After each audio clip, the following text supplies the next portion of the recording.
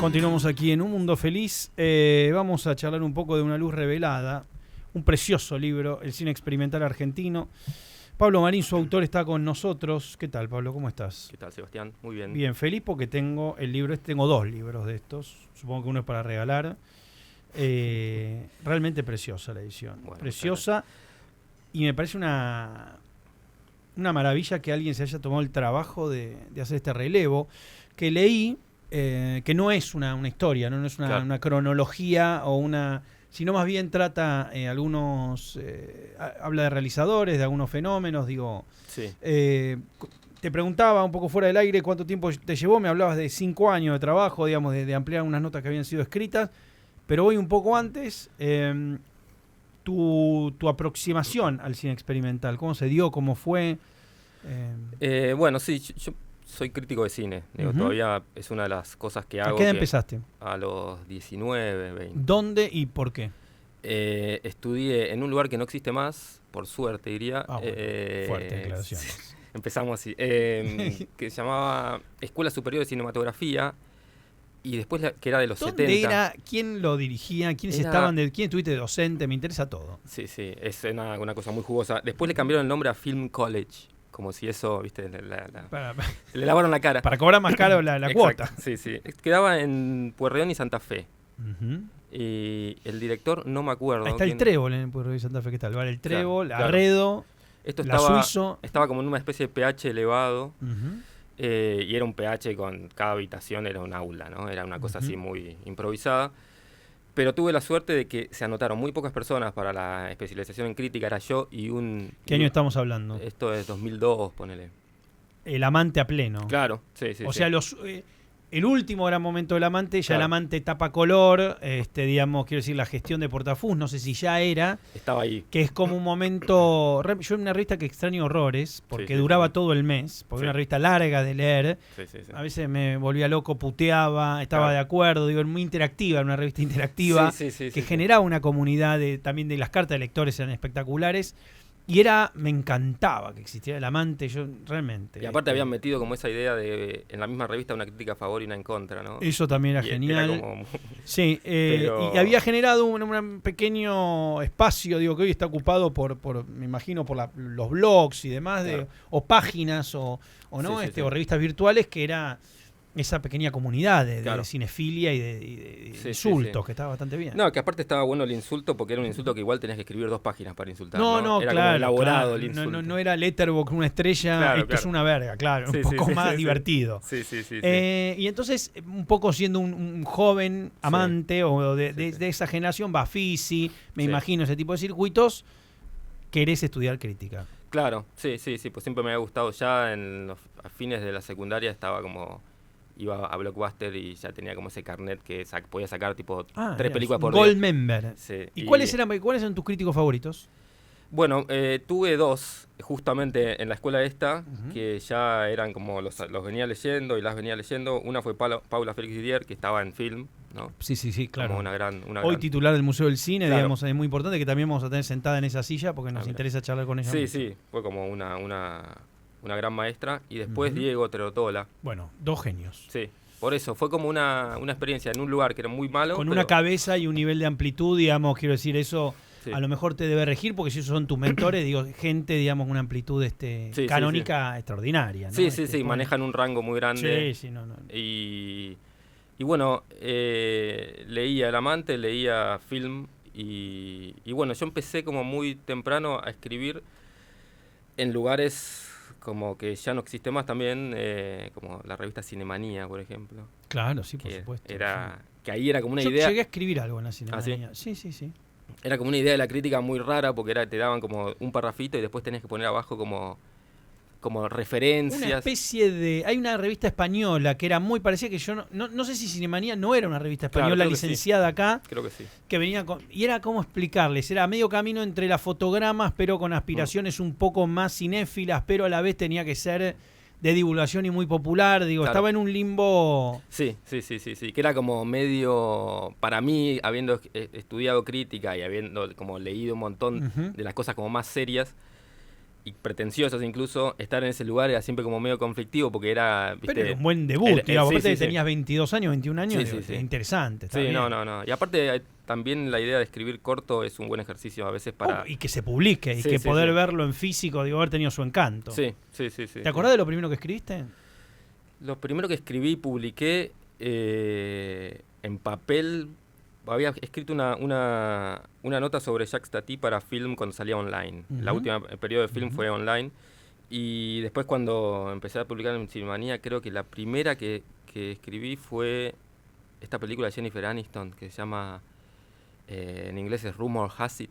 Se dice por ahí, o se dice de mí, una cosa así. Con Kevin Costner, una cosa así. Docentes que tuviste ahí en la escuela. Bueno, Diego, Paula, y después tuve gente que no... ¿Y compañeros? Bueno, ¿Compañeros? ¿sabes a quién tuve? También a Pablo Manzotti, que ahora es... Sí, claro, no, sí. Sí, y... ¿Compañeros así que después te los volviste a cruzar o cineastas o alguien? Es que éramos dos. Claro, se anotó poca gente. Claro, éramos dos, o sea, se anotó más, otra gente se fue, porque entendían que la crítica era otra cosa, a lo mejor, o tenía una idea de la crítica mucho más... como a lo mejor en su cabeza más dinámica que sentarte a escribir, ¿no? Que es básicamente Ahora, eso. la pregunta cliché, la pregunta chota, es ¿por qué alguien elige estudiar crítica y no estudiar cine? Digamos, quiero decir, ¿por qué, siendo tan cinéfilo el amor por el cine, tenés más ganas de pensarlo y escribir sobre, cosa que me parece válida y muy interesante, no vas a sacar una foto para las redes, no es que es Mark Chapman con un arma, y no hacerlo? Bueno, había tenido unas experiencias de asistir a rodajes y me parecía la cosa más tediosa. Tenés mucha razón. Sí. Está diciendo, está bien. Y como sí me parecía que ahí era una diferencia radical entre la experiencia de ver una película y disfrutarla y ver cómo se hace, es como... no me sumaba mucho. No, tenés razón. Y escribir, no sé, siempre como me gustó la idea de... como de analizar o desmenuzar algo que me gusta y entender por qué me gusta. O algo que no te gusta, lo mismo. También, sí, lo claro, mismo. Y tratar como de explicárselo a alguien o de transmitirlo o compartirlo con alguien. O por lo menos ayudar a pensarlo y ver qué sucede, ¿no? Plantear unas ideas. Claro, ¿no? Sí. Que incluso también, bueno, vos decías lo del amante, también en esa época capaz estaba muy influenciado por esa cosa que era como un poco más punk, ¿no? De la crítica, como que cualquiera puede escribir y era una revista que daba espacio a un montón de voces y incluso voces que escribían mal a propósito o usaban, viste, como otro tipo de lenguaje. Sí, más cercano a lo que vos decís de una película cuando salís de verla, ponele. Hay una crítica que para mí es una película de un nivel, o sea, viste cuando lees una crítica y te encontrás con la crítica y decís, esta crítica es una pieza en sí misma, de alguna película que por ahí no necesariamente es una película que te ha vuelto loco, que ha pasado algo, y ahí decís, esto es la crítica, o este tipo de sensaciones puede, desde lo que te da rechazo tremendo, hasta esta que es de Nazareno Brega, que apareció en El Amante, que es una crítica sobre Hitcher. Lo he comentado con él, con gente de la revista, sobre Hitcher, la remake. Una película con este señor tan fachero del Señor de los Anillos, bueno, cuyo nombre no recuerdo, Sean Bean creo que es. Bueno, es una crítica donde él cuenta la experiencia que fue ver la película en un shopping, volver al estacionamiento en el auto, a la hora que fue. Una obra de arte es la crítica. O sea, la crítica que tiene un análisis de la película es espectacular. Y no quiero mal citarlo, pero había una del Museo de Cera de Jaume Collet Serra, que no sé si no era de Trerotola o de Juan Pablo Martínez, que era extraordinaria también. Que está bien que ellos dos tienen una debilidad especial por algunos objetos pop, pero era increíble. Es que me parece, a NASA también lo conozco, a Juan Pablo también, digo, como son colegas. Apasionados. Sí, claro. Pero me parece que es como la función más como interesante de la crítica, cuando vos ves algo y decís esto no vale nada, después lees y decís quiero volver a verlo porque me perdí de cosas, ¿no? Sí, como te obliga a repensar algo. Y también te pasa, que me pasó con un par de críticas del Amante, que estás como, qué maravilla. Y lees la crítica y decís, che, es pertinente lo que dice y por lo cual no está tan bien. Te obligan a volver sobre tu primera impresión, sobre tu gusto, sobre tus sensaciones. A veces las reafirman, tus sensaciones, y a veces las ponen en duda, pero siempre es un juego interesante, ¿no? El que se propone. Sí, claro. Eso es lo que más me parece que a lo que se podría llegar a aspirar siempre, ¿no? Como a no cambiar la cabeza de alguien, porque eso tampoco es algo necesariamente bueno, pero sí a que te deje la duda de, vi bien la película y digo... ¿Había más o había menos? Claro, exacto. Sí, que también pasa a veces que a mí, con las películas que me gustan, muchas de las que más me gustan, empezaron siendo películas que las odié, ¿no? En su momento. ¿Por ejemplo? A ver, ¿cuál puede ser?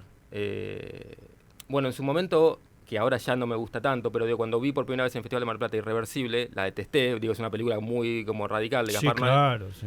Y después es como que cuando te calmas un poco, aparecen ahí unas cosas ¿Es lógico detestarla o es lógico que te pase algo? Pues es una película difícil, difícil de ver, difícil, sobre todo en sala, ¿eh? Sí. Digamos, son esas películas que haberla visto en un cine fue una experiencia buena o mala, pero claro, que son, digamos, hasta sensorialmente, todo el montaje del final, la cámara, que bueno, todo el principio, todo es una locura. Sí. ¿Y dónde llega el cine experimental en todo el trayecto este? Y llega ahí en los últimos años, casi o sea, fueron 2 años de estudiar ahí. Y bueno, como vos decías, también el Bafisi ya estaba ahí como muy, como ya entrando en el 3º o 4º año, ya estaba muy establecido.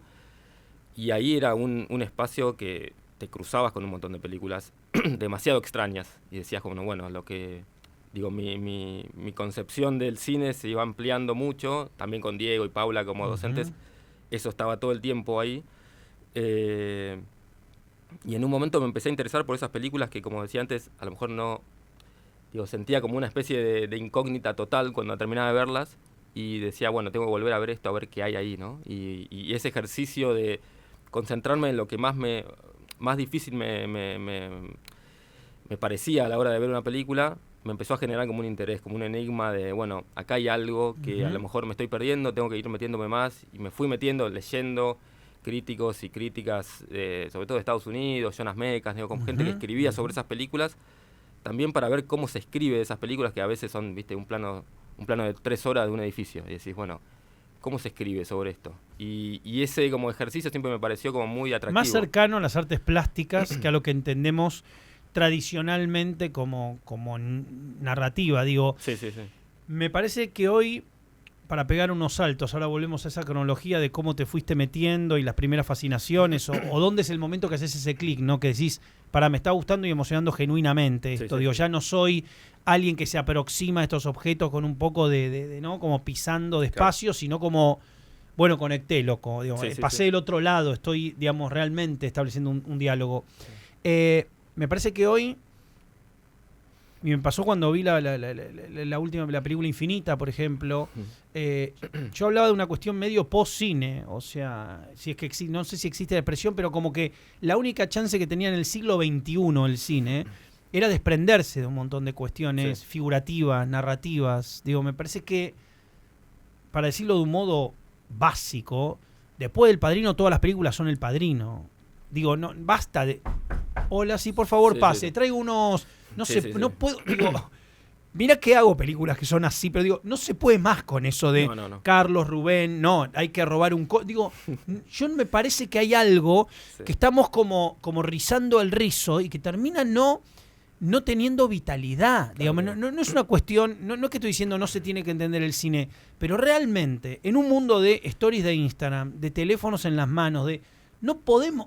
Me parece a mí que hay algo agotado, y escuché alguna vez a Lucrecia Martel articularlo de un modo mucho más brillante, decirlo mejor y hablar de la necesidad que el cine se pueda desprender de la trama de alguna buena vez y empezar a hacer, digo, lo que pasó en la pintura, ¿no? Que en un momento no era necesario pintar un perro y que sea igual al perro. Digo, hay algo de esa mímesis que que nos resistimos. Entiendo que hay una cuestión de escala industrial, de expectativas que tiene que ver con audiencias, ventas y demás, que necesita, es como si hiciéramos pizza. Y bueno, tienes una pizza de un gusto que pueda comer la mayoría de la gente. Si nos ponemos a hacer pizza muy específica y la vamos a vender menos, entonces empieza ahí un tira y afloje de algo que nació ontológicamente industrial. Pero si me preguntás a mí, bueno, va siendo hora... Y no sé cómo lo ves. No, lo veo exactamente igual. Incluso está como está ese momento hermoso en Idiocracy, la película de Mike Judge, que sucede creo que 200 años más adelante, una cosa así, y van al cine y es un culo, ¿no? Un plano secuencia de un culo y la gente como mirando eso y cagándose de risa, ¿no? Bueno, en 2001, perdón, en La Naranja Mecánica, ¿no te acordás del top 10 de la disquería que eran colores? Claro, claro. Sí, sí, Y sí, yo sí. creo que había algo, y Kubrick lo dijo en algún momento, la forma tiene que cambiar, hablaba de los comerciales de Nestlé que en 30 segundos contaban algo, digo, Claro. Sí, sí, intuía que algo se agotaba de... Y los Sí, sí. guiones de Babylon, de Licorice Pizza, Sí, sí, sí. de Once Upon a Time in Hollywood, con las diferencias del caso, tienen una necesidad de abandonar, Sí, sí, no, sí. bueno, plot point, el twist de no sé quién, el Sí, sí, foreshadowing. ¿Viste? Empiezan a hacer películas donde de algún modo, y a escala industrial, intentan, bueno, veniste un rato a estar con estos personajes, no sé Sí, sí, si sí, sí. todos tienen una explicación, si todo concluye en una reflexión. Sí, sí, incluso la de Tarantino, ¿no? La última de Tarantino Por eso. tiene más momentos de ver cómo alguien maneja por la calle sin nada que otra cosa. Sé que estamos lejos de una aproximación al cine experimental, pero empieza claro, a coquetear con una idea de, bueno, vale la pena ver a un tipo manejando por Los Ángeles. Eso es una película también. Sí, ahí hay entretenimiento también, ¿no? Que es lo que me parece que es, digo, en términos de cine experimental, como siempre, para como hacer un desglose como muy básico, sería como una película puede llegar a ser una forma y contenido, ¿no? Y el cine experimental le da mucha más bola a la Sí, forma claro, por supuesto. que al contenido. Y en ese sentido me parece que la cuestión esta de estas películas que nombrabas vos, ¿no? Y la de Tarantino me parece que también es eso, Sans ¿no? Soleil y La Jetée, digo, son experiencias que también tiranos temblades, Sans Soleil. Digo, Sí, llega sí. un momento donde eso me parece más vivo. Sí, sí, sí. Otras experiencias menores, el programa este del tipo que recorre Nueva York, ¿cómo se llama? El que se va encontrando cosas, que también es como un tiranos temblar dark, pero digo, esa idea de que esté vivo y Sí, que sí, sí. puede ser en sí mismo algo emocionante o algo que me parece que dialoga aparte mucho mejor con Sí, las sí. audiencias de hoy, que se quedan viendo un gato jugando a un ovillo Claro, claro. 1 minuto y medio. Sí, sí, sí, sí, sí, sí. Sí, que me parece que también medio de la muerte ya, de alguna manera, del 3D, responde a eso de cómo seguir como captando a la gente con el mismo tipo de narración, ¿no? Porque era como, el agregado era que, bueno, veías cosas en 3D y había como pequeños momentos muy incrustados, Sí, claro. horribles. Sí, sí, sí. Sobre todo las transformadas a 3D, claro. ponele. Sí, sí, sí, sí. Y ahora esta forma nueva de la que estás hablando me parece que es como, bueno, eso ya no funcionó, eso. Pero si vos me decís, che, el cine del futuro es 4D más parecido a una atracción de Disney, o no, el cine del futuro es 30 minutos de unas olas en un lugar. Sí, sí. Yo pongo siempre el mismo ejemplo. Estamos en una clase de cine. ¿Qué ejercicio es más interesante para un alumnado en el primer día de clase? Salir a filmar cómo el viento mueve los árboles y pueden traer 3, 4 planos, un solo plano. Quiero ver los puntos de vista que asumen para filmar eso. O, sí, ¿cómo le va, señor? No, nada, acá tenemos algo, no sabe, Rodríguez. Estamos hinchados las bolas. ¿Con qué tiene más que ver el cine en su idea? Sí, sí, sí, sí. ¿Dónde hay más cine? ¿Una chica andando con una bicicleta por el bosque y solo eso? ¿O viste, dos tipos? No, ¿sabes lo que pasa? Que tengo un... Sí, digo, sí, sí, basta, por favor. Sí, no. Sí, sí, sí, sí. No, Sobre todo no la cuestión. siento que no le estamos hablando a nadie directamente. Es como... Sí. Por eso veía las películas de Listortio y decía, esto es el... no dan ganas de ver otra película después. Claro. Es como... Bueno, me llené. Es como... Sí, sí, por lo sí. menos me pasa a mí. No, todo lo demás te parece redundante, ¿no? Sí, Como, sí, no me llevó a ningún lugar. Claro. Ahora, ¿cuál fue la primera esa que te enamoró? Donde pasaste del otro lado, donde pasaste de una extrañeza a un sentimiento de emoción o que... Fue, más que una película, fue un momento que fue el Bafisi del 2004, creo que fue. Me lo acuerdo bien porque justo estaba ordenando catálogos en mi casa y lo empecé a ojear. Que se hizo una retrospectiva de Jonas Mekas y se hizo también una retrospectiva de, creo que era Benning y un par de cineastas más, como que había una Recomendamos los libros de Mekas. Sí, claro. Que están publicados acá, Sí, extraordinario. De Caja Negra que sacó un par. Y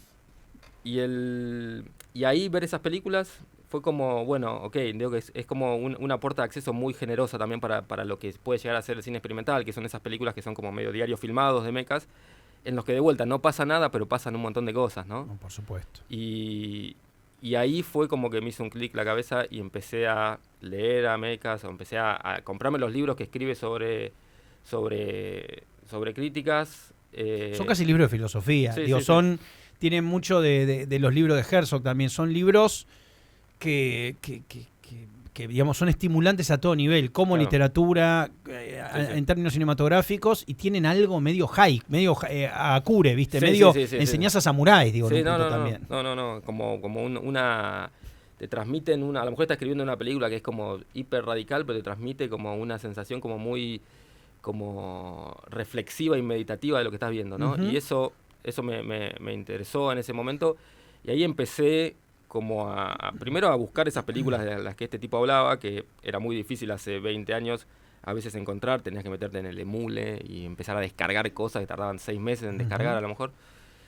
Y después lo que hice, que eso tiene más que ver con el libro ya, como empezar a ver qué de eso se había hecho acá, ¿no? Cuál era como el contrapunto de toda esa escena internacional en Argentina, ¿no? ¿Y hay una pequeña tradición? ¿O te encontraste con más de lo que creías? ¿O te encontraste con una tierra baldía que tenía algunos eventos aislados? Y un poco y un poco. A ver. Sobre todo hay una pequeña tradición que ya no es tan pequeña porque siguen apareciendo a veces, viste, como con estas películas como eran tan bien personales, a veces tardan en salir a la luz, viste, parece eso. Pero a partir del 65 en adelante, digo, con el Instituto de Itela, ahí empieza algo, ¿no? Claro. Como también lo que vos decías, artistas plásticos que empiezan a interesarse por el cine o agarrar cámaras de cine y a ver qué onda esto. Y ahí hay como un inicio de una generación que después en los 70, con el Super 8 y todo eso, entre los 70 y el 80, ahí hay como una generación muy, muy fructífera, ¿no? Pero antes, en los 30, 40, 50, ahí viste, está todo medio desperdigado. Tenés que luchar. Pero creo que a nivel internacional, o sí, más o menos, digamos, a Sí. nivel internacional es lo mío. Yo no sé en Estados Unidos cuántos cineastas experimentales había en los 30. Claro, no. Generalmente empieza sobre todo en los 40, pero siempre como mezclado también con esta idea de la oposición a la ficción, ¿no? El documental y el experimental están medio cerca Sí, claro. ahí, ¿no? Como medio entremezclados. Y bueno, acá pasa un poco lo mismo. Digo, son las películas que hay de los 40, de los 50, son películas de fotógrafos o fotógrafas que agarran una cámara y que no eran consideradas películas ni siquiera por ellos y ellas, ¿no? Como que eran... Haciendo esta investigación, el material, digamos, ¿pudiste acceder a todas esas películas? Museo del Cine, ¿dónde aparecieron? ¿Cómo hiciste el recorrido de verlas en primer Sí. lugar, no? No, es un recorrido que Privados, Sí. debe haber habido momentos que te llevaron una casa, mirala, acá está, Sí, una sí. copia, te la paso un rato. Claro. Y no. Bueno, digo, sobre todo en esto de los 70 en adelante, que muchos... Debería venir con un DVD esto, con Sí. un Blu-ray. Bueno, este hicimos libro. uno y ya estamos ¿Cómo? haciendo proyecciones también y... En serio, por favor, quiero ir a ver una, pero Sí, ¿dónde? sí. Porque debería, ¿viste esos libros que al final tienen Sí, como sí. el cosito Sí, de... sí, y lo sí. saco y voy viendo el libro y me Claro, veo claro. unos... Hubiera sido genial, ¿eh? Bueno, el viernes, este viernes a las 8 en la Casa del Árbol hacemos un programa. Me queda a una cuadra. Bueno. Ahí en Córdoba. Venite. Sí, Sí, claro. hermano, vivo a una cuadra, ¿viste? Bueno. Que te dije que vivía en Palermo. Sí. Excelente. Bueno, ahí a las 8. ¿Qué van a pasar? Son 8 películas que las eligió Lucas Granero, que es uno de los editores Sí. de La Vida Útil. Ujú. Eh, Capo. Sí, que le dije, bueno, elegí vos, porque yo ya había armado muchos programas de cine experimental y había llevado a Europa, a Estados Unidos, como programas así. Y me interesaba también la idea, y a él también, de que él hiciera una lectura del libro y eligiera una serie de películas, ¿no? Y van a ver, creo que son 4 películas de esta generación de los 70, 80, y después son 5 películas, creo, actuales, que también es una tradición que sigue hasta el día de hoy. Perdón, ¿cuánto va a durar el evento? No, son todas cortometrajes, ¿no? Ah, bien, no, porque Sí, me sí. decías así, o que nos vamos a las 6 de la mañana. Sí, Me bueno, llevo una almohada. Sí, claro.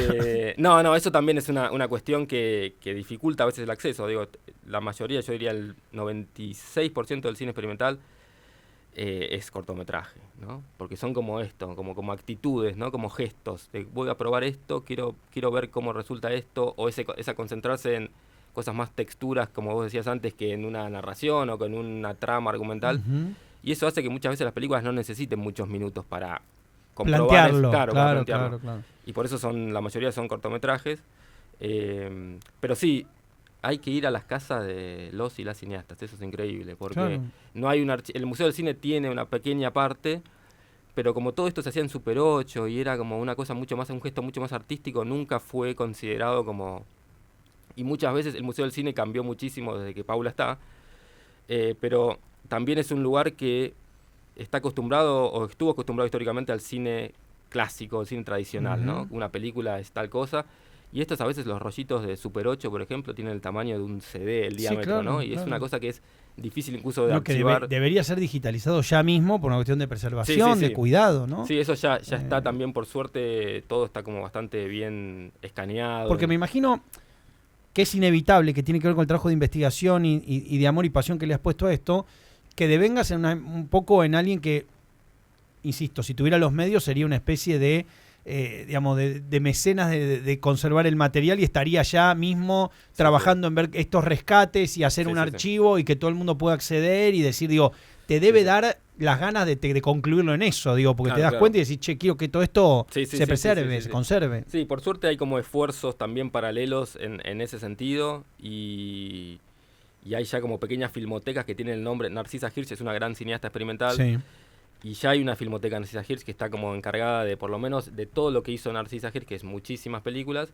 Ya están como parcialmente digitalizando todo en muy buena calidad, conservando y preservando las películas en la temperatura y humedad como necesarias.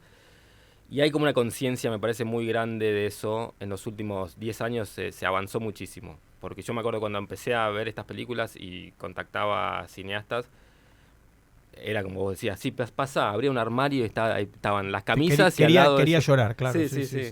Y bueno, eso fue cambiando. Me parece también por la exposición, ¿viste? Los festivales de cine o los museos, esas cosas empiezan a interesarse por esos costados como abandonados de la historia del cine. Y eso hizo que, bueno, para exhibirla en el Festival de Mar del Plata o en el Bafisi, conviene a veces digitalizar porque es mucho más fácil el acceso, la proyección. Y eso ayudó mucho, ¿no? En los últimos años. Sorprende que no sean secciones que estén por descontadas en Mar del Plata o Bafisi, que haya un apartado que obviamente serviría para promover muchísimo rescate de cine experimental, concurso de corto y largo de cine experimental, digamos, obviamente. Propiciar eso sería un modo, ¿no? Un círculo virtuoso donde empezamos a generar una pequeña escena. Lo último que recuerdo haber visto así en un cine, en el Gomón, fue la película de Guillermina Pico, digamos, estrenada, que es lo más aproximado o de lo último que se me ocurre que puede haber tenido un estreno más o menos que es No, claro. O bueno, también en un rato lo que escribí sobre el amor, porque antes yo no sabía bien quién era, bueno, es un título larguísimo que es más o menos, pero haberlo dicho más o menos bien. Pero es algo así. Sí, me parece que los festivales también ahí llenan ese vacío porque si estamos hablando de cortometrajes, viste que es difícil programar un cortometraje, no sé, en el Gomón. Sí, claro. Porque es como incómodo el formato, viste. Como en una época del Malva, hace 15 años, tenía la película del mes y el corto del mes, que se pasaban generalmente, la película del mes podía ser, no sé, Herbaria como ahora, y antes había un cortito y se pasaban los dos juntos. No vi Herbaria todavía. Bueno. Excelente, ¿no? Sí, me imagino. Sí. Y eso también es una película que también responde a esto que decías vos de Guillermina Pico. Me parece que es una película que hay que celebrar que vayan abriendo ese camino, ¿no? Y que tengan... ¿Cómo es? ¿De qué trata? A Leandro también lo conozco hace muchísimos años.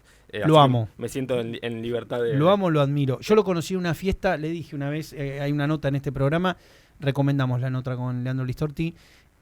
Lo conocí, ¿viste cuando vas a una fiesta de esas que va gente de acá, de allá, que no pertenecemos todos al mismo lugar, en medio de una melange, y en una cocina, ¿viste? Vas a la cocina en un momento y vi un chico con una mochila hablando desaforado del Linklater. Pero como... quería que fuera mi amigo, ¿me entendés? O sea, dije, este pibe, ¿me entendés? Hablé toda la noche, no lo conocía. Y tampoco puedo, hola, flaco, como... No me daba, éramos muy chicos, ¿viste? Y era él. O sea, después tuve que hacer como una especie de CSI de fiestas y decir, no, era él. Y ya era como una persona muy estimulante en su, su expresividad. Y después, bueno, cuando vi las películas me volví loco, me encanta todo lo que hace. Y esto de que...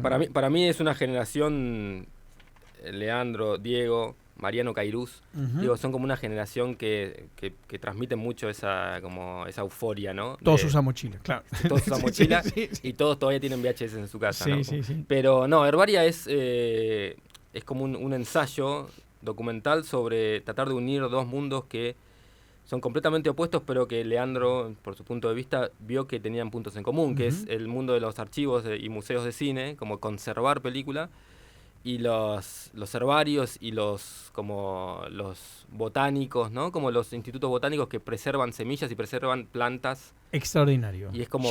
Eso se está dando en el Malva ahora. Sí, listo, hermano. No sé si no es mi fin de semana experimental, voy a tu ciclo el viernes, voy a Herbaria el sábado y nunca más escribo un guión. Claro. El lunes prendo fuego todos los guiones que escribí en mi vida. Sí. Y me retiro, loco. Me paso a hacer películas, agárrense, pero me parece que me clavo todo eso. Sí. Y me va a hacer bien al alma. Es muy, muy recomendable, sí.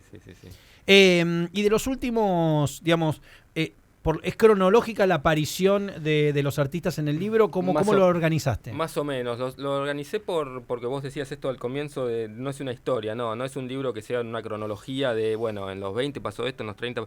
O sea, de alguna manera reconstruye esa historia, pero son 9 ensayos que están destinados a unidades como temáticas, ¿no? Como el cine en Super 8, por ejemplo. Muy bueno. O otras que son cineastas, ¿no? Hay 2 textos sobre Claudio Caldini, que es uno de como los pioneros y los referentes más como importantes. Y después son siempre es como... hermoso el libro, loco. Sí, la verdad. Perdón, que... pero No. te estoy escuchando, pero veo cosas como esta y esto lo sí. quiero en póster en mi casa. Sí. Tendría que incluir un póster doblado también. No, pero este póster, pero esto existe en alta porque estoy para imprimirme, lo hace un cuadro, loco. Sí. Después eso es todo producto de Marcelo Granero, que es el diseñador. Impresionante, hermano. Super 8, ciclo de cine experimental, primera función, jueves 11 de agosto, 21:30. ¿Esto cuándo fue? ¿En qué año fue esto? Eso fue creo que en el 78, en Bariloche. Tendríamos que haber nacido ahí, hermano. Veo este póster y digo, nostalgia de lo no vivido. En ese evento, decís. Sí, tendríamos vivido Bueno, podemos ir a Casa del Árbol el viernes, que no es lo mismo, pero es lo más cercano que tenemos. Sí. Me decías, entonces, No, propone los ensayos y aparecen los artistas más actuales. Digo, ¿hasta dónde llega?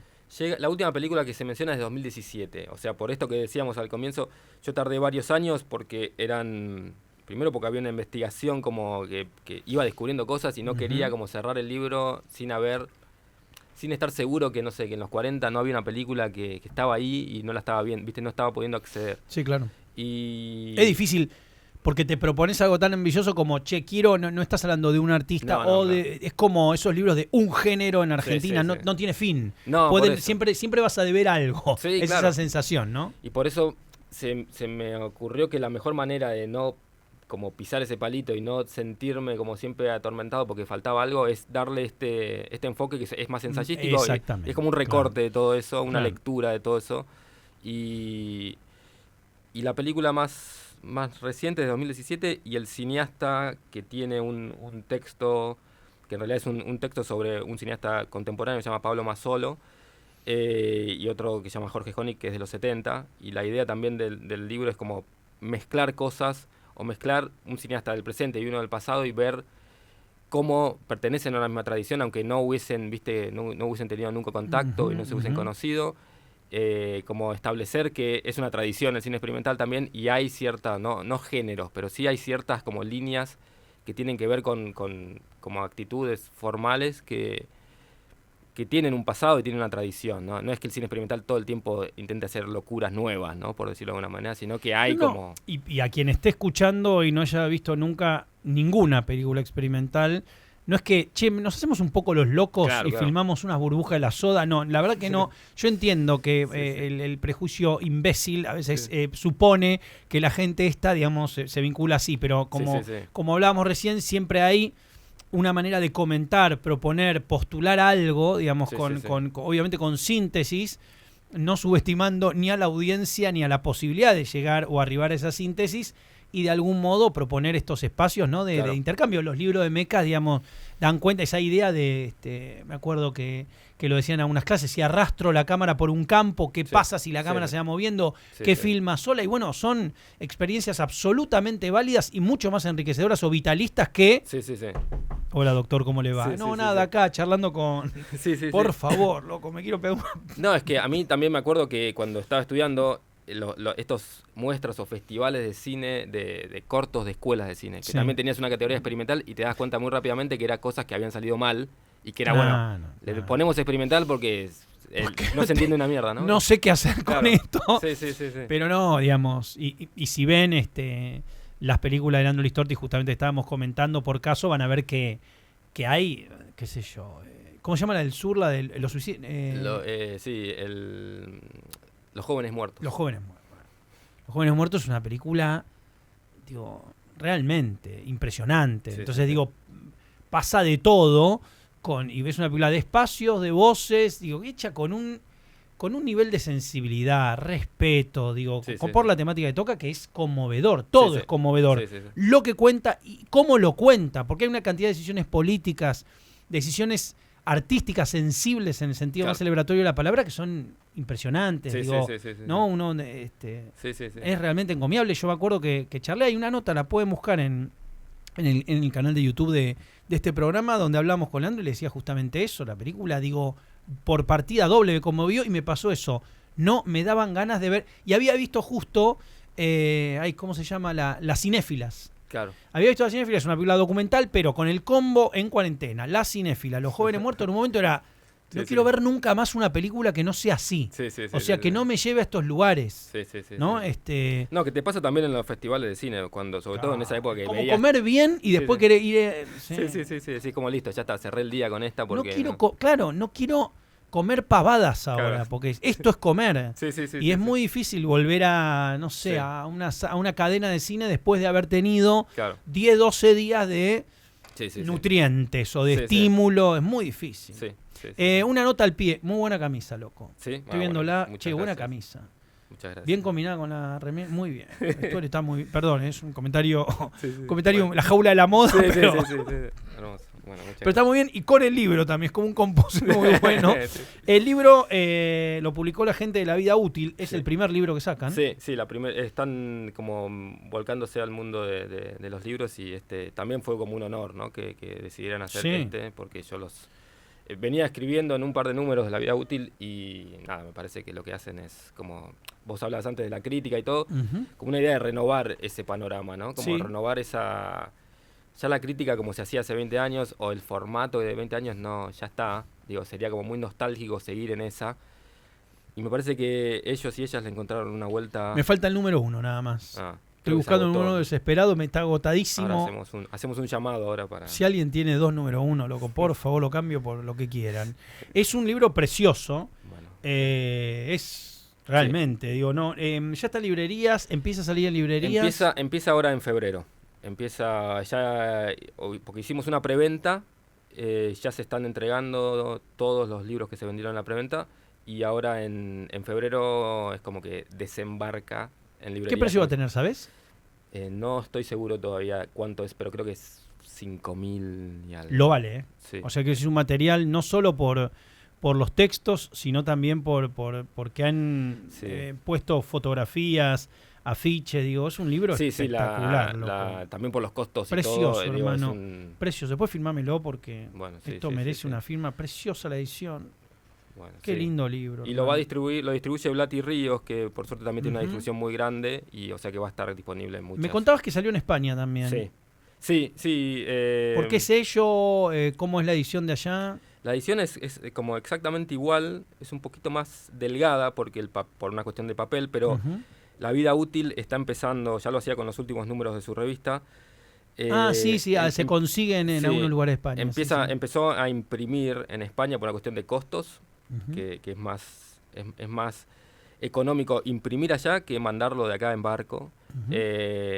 Y también como para, aprovechando que en España también hay una comunidad cinéfila y que consume revistas de cine y libros de cine muy grande. Sacan libro de cualquier cosa, es cierto, a nivel cine es de un nivel de especificidad, digo, historias del rodaje de Plácido Berlanga, estamos en ese nivel. Vas a esa librería 8:30 y es como que tienen, medio que te lo imprimen, te lo escriben ahí si querés. Hay un libro sobre chistes que contaba Billy Wilder cuando estaba, lo tenemos.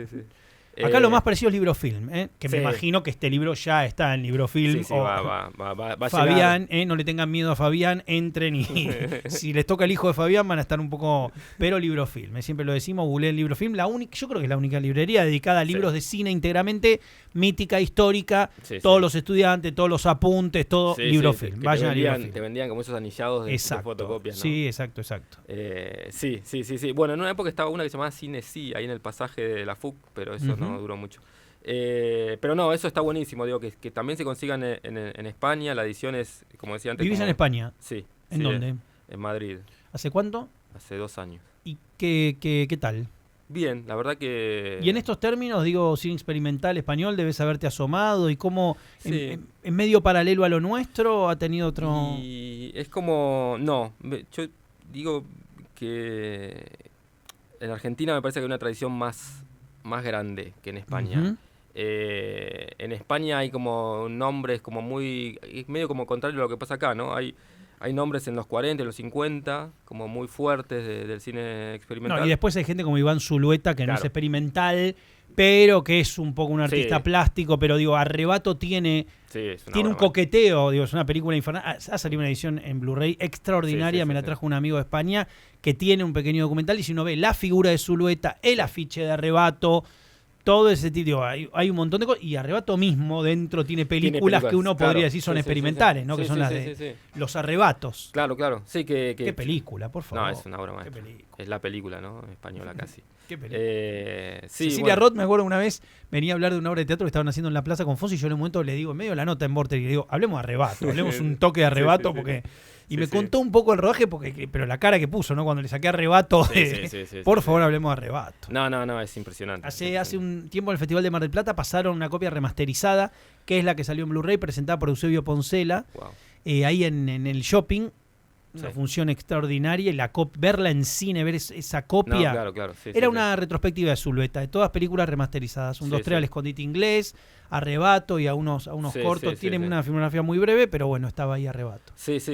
Bueno, ahora justo en la Filmoteca Española compraron el archivo personal de Zulueta y empezaron a digitalizar y a programar como todos los rollitos de Super 8 que tenía por ahí tirados, Claro, que son un delirio, claro, ¿no? Porque claro. son como esos arrebatos, pero es como muy inabarcable toda esa figura, ¿no?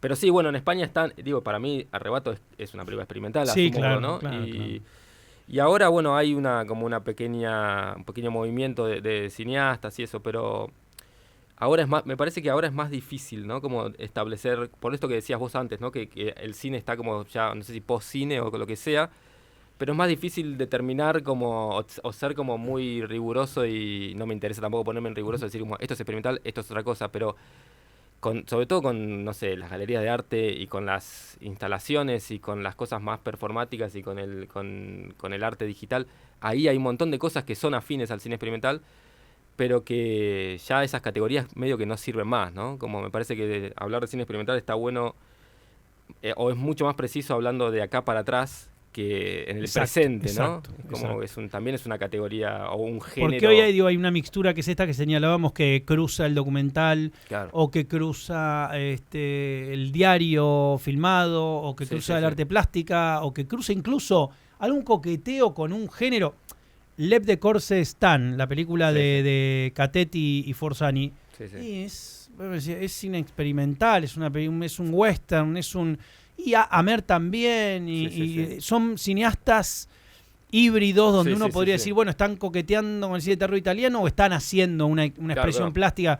Son películas, viste, que están Sí, ahí sí, sí, muy... sí, sí, ¿no? sí, sí. No, incluso también este documental, que es muy documental igual, El año del descubrimiento, no sé si lo viste, que esa pantalla dividida todo el tiempo.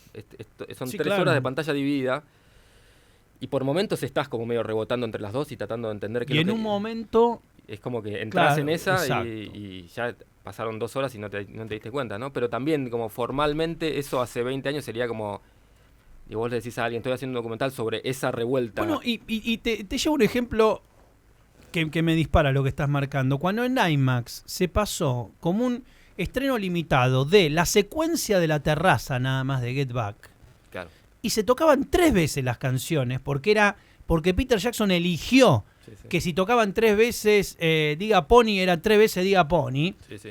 Y éramos todo un IMAX lleno, viendo 3 veces el mismo tema, con, bueno, vamos de nuevo. Sí, sí. Había algo más parecido a esto Sí, que sí. estamos señalando que a ir a ver, digo, ya la propuesta estética implicaba otra cosa. Sí, Ver sí, 3 sí. veces la misma canción tocada por unos tipos, digo, estábamos en un... Digo, era muy, muy inusitado todo lo que estaba No, pasando, no. y me Sí, parece sí. que la audiencia era sorprendente, por una audiencia masiva, saben que son los Beatles y que es Sí, el sí. fragmento de un documental de Disney, pero ojo, y la No, idea no, de no. que dure 6 horas, que Sí, sí, hubo sí. varias cosas alrededor de eso que entiendo que también son estos gestos que uno podría decir, che, estamos para empezar a dar algunos saltos Claro, ¿no? Sí, es que de hecho ahí es muy bueno el caso de Get Back, porque tenés Let It Be, la película original. Claro, por supuesto. Que es la película del siglo XX. Claro, exacto. que es pésima en ese sentido, porque no podés creer cuando ves Get Back, es como este tipo dejó afuera lo mejor que tenía la película. Sí, sí. Y me parece que no es porque fuese un cineasta limitado, que a lo mejor lo era igual, pero digo, como es porque cambió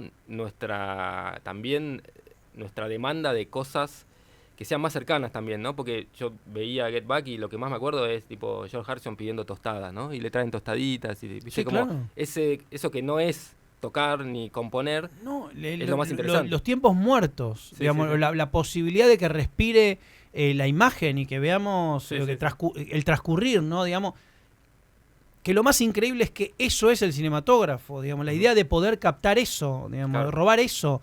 Entonces me parece que a veces se plantea como una especie de norte inalcanzable, como el cine experimental es algo que queda adelante, Claro. y quizá es Ya está acá, ¿no? Ya está como papá filmando a un bebé Sí. recién nacido, digo, Sí, bueno, algo bueno. muchísimo más intuitivo y que tiene que ver con una comunicación, me hace acordar mucho a la música electrónica. Claro. Comienzo y fin, ¿no? Digo, Sí, la sí. idea del ritmo o de lo Sí, de, sí. digamos, termina siendo también algo que puede desprenderse de, Claro. bueno, pero ¿de qué habla esto? O Sí. como pasó con el New Retro Wave y el Synthwave, la música hecha con teclados, digo, que podía volver la música instrumental a dialogar con una audiencia. Sí, y me claro. parece que...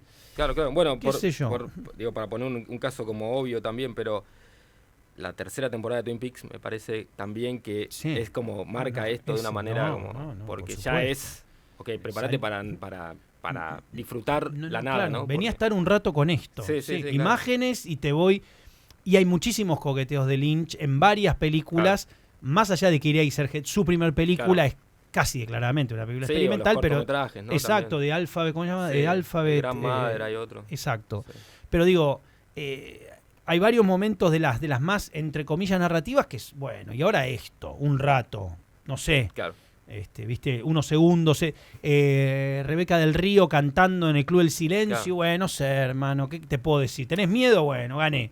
Sí, no, sí. no hay mucho. No, por hay eso. mucho. Está claro que no, digo, seguir la historia no te va a servir de nada. No, y Como- no está puesto ahí el acento. Claro. Pero bien, recomendamos entonces Una luz revelada. El libro es precioso, es espectacular. Muchas Bueno, gracias. Gracias a vos. No, muchas gracias por hacerlo y muchas gracias por traerlo y Bueno. por venir. La verdad, una maravilla. Esperamos lo próximo y Bueno. aquí estamos para lo que necesites. Muchas gracias. Recordamos el evento, La Casa del Árbol, el viernes, El viernes 20 27, horas. 20 horas. 20 horas. Entrada gratuita. Bueno, No hace falta. Digamos. una maravilla. Sí, sí. Vas a estar ahí. Sí, ¿no? claro. Perfecto, entonces nos veremos ahí. Continuamos. ¿Qué te gustaría escuchar? Que cerremos la nota escuchando qué canción. Puedes elegir de todos los tiempos, de todos los géneros. De todos los tiempos, todos los géneros. Sí. Algo por ahí que venías escuchando, que te... Roy Orbison. Roy Orbison. Hay una canción que se llama I Drove All Night. Manejé toda la noche. Manejé toda la noche de Roy Orbison. Roy Orbison, autor justamente de 2 temas que están de Crying, que está en Mulholland Drive, cuando lo canta Rebeca del Río, y de In Dreams, Claro, con el tema que muy hace bueno. karaoke o lip sync este señor Dean que... Moriarty. Dean Stockwell. Dean Stockwell. Ah. Sí, Dean Stockwell, la cabeza borradora, que nos dejó hace un tiempo. Cuando lo tengas, avisa de mí que aquí. Gracias por haber No, venido. gracias a vos.